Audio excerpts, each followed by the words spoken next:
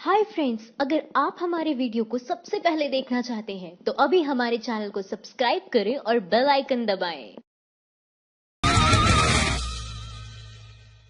कश्मीरी युवकों की पिटाई पर बीजेपी नेता का शर्मनाक बयान, कहा यह क्रिया की प्रतिक्रिया है। उत्तर प्रदेश की राजधानी लखनऊ में निर्दोष कश्मीरियों के साथ हिंसा का मामला सामने आया है। यहां हिंदुत्ववादी संगठन विश्व हिंदू दल के कार्यकर्ताओं ने ड्राई फ्रूट्स बेच रहे 2 कश्मीरी लोगों के साथ मारपीट की। इस घटना पर बीजेपी नेता एवं जम्मू कश्मीर के पूर्व उप मुख्यमंत्री कविरंदन गुप्ता ने विवादित बयान दिया है। उन्होंने इस हिंसा को क्रिया की प्रतिक्रिया बताते हुए उचित ठहराने की कोशिश की है। बीजेपी नेता ने कहा कि जम्मू कश्मीर के नेता यहां का माहौल खराब करते हैं, जिसकी प्रतिक्रिया देश में देखने को मिलती है। गुप्ता ने कहा, जम्मू कश्मीर के नेता सुरक्षा बलों और तिरंगों के बारे में गलत बातें करते हैं। इन दोनों के साथ लोगों की भावनाएं जुड़ी हुई हैं।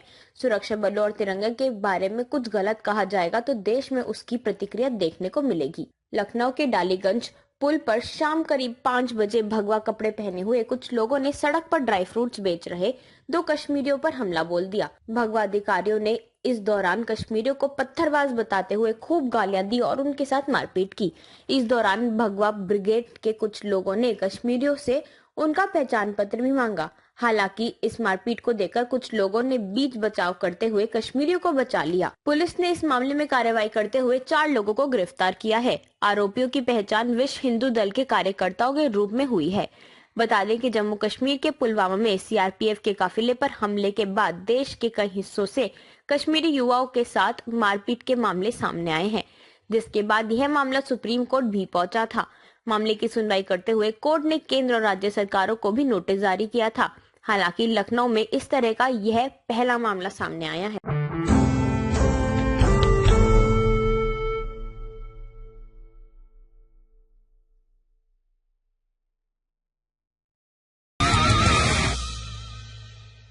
जिस प्रदेश सीएम पर आईपीसी की धाराएं लगी हो, वहां कश्मीरियों का पिटना कोई तो ताज्जुब नहीं। अखिलेश यादव। पुलवामा हमले के बाद से देश भर में कश्मीरी लोगों के खिलाफ हिंदुत्ववादी संगठन के कार्यकर्ताओं की गुंडागर्दी देखने को मिल रही है।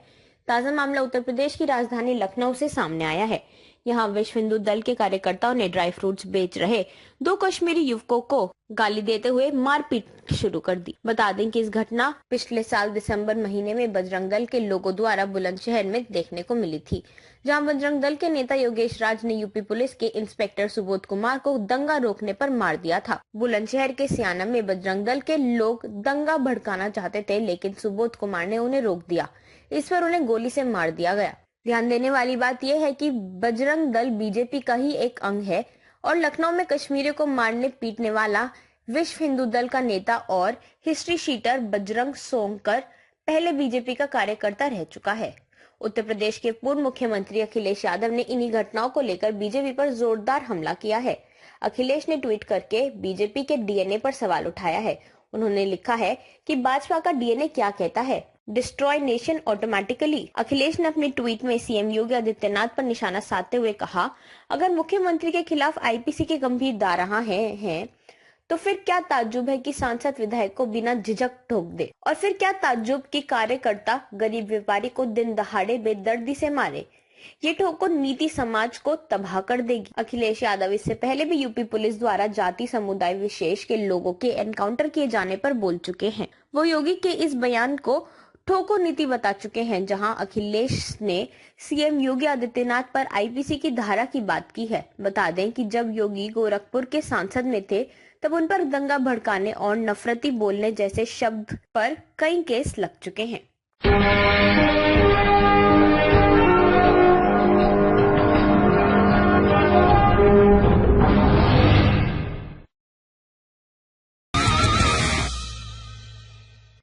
पंकजा मुंडे ने किया 106 करोड़ का मोबाइल घोटाला, 6000 का मोबाइल देकर बनाया 8777 का बिल। प्रधानमंत्री मोदी ने सत्ता में आते ही डिजिटल इंडिया का नारा दिया था, जिसका मकसद सरकारी विभागों को देश की जनता से जोड़ना था। मगर एनसीपी नेता धनंजय मुंडे की माने तो बीजेपी नेता पंकजा मुंडे ने इसमें भी घोटाला कर दिया है। धनंजय का आरोप है कि पंकजा मुंडे ने 106 करोड़ का मोबाइल घोटाला किया है। दरअसल पिछले दिनों 28 फरवरी को महाराष्ट्र की बीजेपी सरकार ने 30 जिलों में 85,442 आंगनवाड़ी केंद्रों के लिए 1,102 लाख पैनासोनिक एंगनूगा 17 मोबाइल फोन खरीद दिया था। आरोप है कि इसकी कीमत बढ़ाकर दिखाई गई क्योंकि बाजार में जिस मोबाइल की कीमत 6,400 रुपए है उसे पंकजा मुंडे ने बिल में 8,777 रुपए का दिखाया।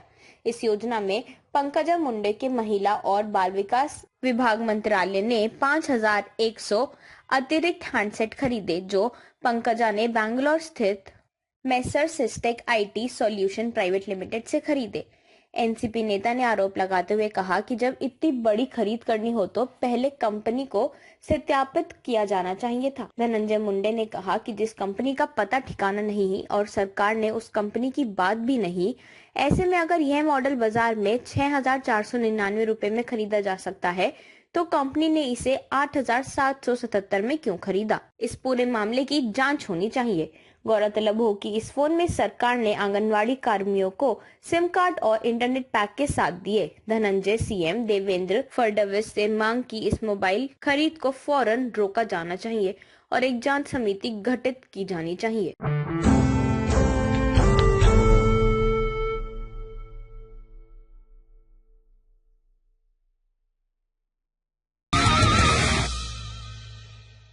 पुलवामा पर बोली कांग्रेस, 2 किलो बीफ पकड़ने वाले पुलवामा में 300 किलो आरडीएक्स नहीं पकड़ पाते, क्यों? पुलवामा अटैक के बाद भले ही सभी दलों के एक साथ खड़े होकर घटना की निंदा की हो, मगर पाकिस्तान पर हुए एयर स्ट्राइक के बाद मामला पूरी तरह से राजनीतिक तब हुआ जब बीजेपी अध्यक्ष ने पाकिस्तान पर हुए एयर स्ट्राइक से मरने वाले लोगों की संख्या 300 से ज्यादा बता दी। हालांकि भारतीय वायुसेना ने इसे इनकार किया और कहा था कि हमारा काम सिर्फ टारगेट को हिट करना होता है। इसके बाद भी नेता शांत नहीं बैठे। विपक्ष में बैठे कांग्रेस सांसद पुलवामा अटैक को एक्सीडेंट करार दे दिया तो उप मुख्यमंत्री केशव प्रसाद मौर्य ने सरकार से चूक न होने की बात करते हुए पुलवामा को एक दुर्घटना बता दिया। अब एक और नेता भारत पाकिस्तान के बीच चल रहे विवाद में नया और विवादित बयान दिया है। कांग्रेस के महासचिव बीके हरिप्रसाद का मानना है कि पुलवामा हमला दरअसल प्रधानमंत्री नरेंद्र मोदी और पाकिस्तान के प्रधानमंत्री इमरान खान की मिलीभगत से हुआ है।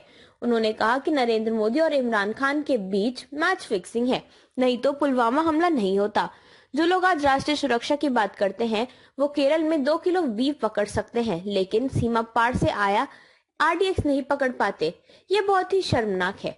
इन नेताओं को पुलवामा अटैक में मारे गए जवानों की मौत मजाक का बना दिया है। कहीं पीएम और सीएम रैली में व्यस्त रहते हैं तो कहीं जवान और सेना की जगह बूथ को मजबूत करने की बात की जा रही है। खुद पीएम मोदी भी जवानों का अपमान करने से पीछे नहीं हटते। उन्होंने भी एयरफोर्स पायलट अभिनंदन को एक प्रोजेक्ट बताया था जिसकी काफी आलोचना हुई थी।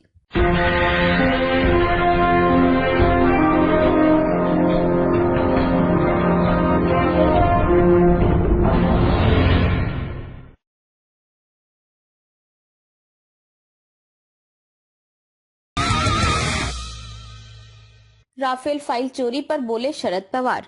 फिर रक्षा मंत्री ने संसद में 1 घंटे तक राफेल पर क्यों झूठ बोला? राफेल डील के दस्तावेज चोरी होने पर अब पूर्व कृषि मंत्री और एनसीपी प्रमुख शरद पवार ने मोदी सरकार पर संसद में झूठ बोलने का आरोप लगाया है।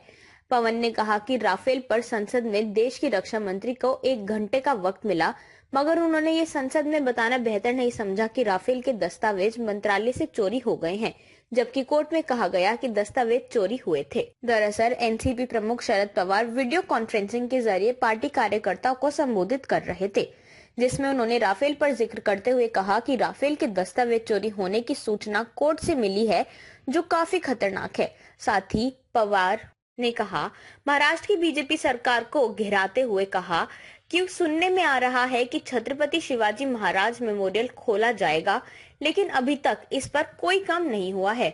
बता दें कि सुप्रीम कोर्ट ने फ्रांस से 36 राफेल जेट खरीदने की डील की जांच में आदेश देने से इनकार कर दिया था। इसके बाद पूर्व केंद्रीय मंत्री यशवंत सिन्हा, अरुण शौरी और वरिष्ठ वकील प्रशांत भूषण ने जनवरी में राफेल फाइटर जेट की खरीद के मामले में सरकार को क्लीन चिट देने के फैसले के खिलाफ सुप्रीम कोर्ट से पूर्ण विचार करने की मांग करते हुए याचिका दायर की थी। माइंड द न्यूज रूम की रिपोर्ट। Thank you for watching our video. अगर आपको हमारी वीडियो पसंद आई हो तो इसे लाइक जरूर करें और हमारे चैनल को सब्सक्राइब करना ना भूलें।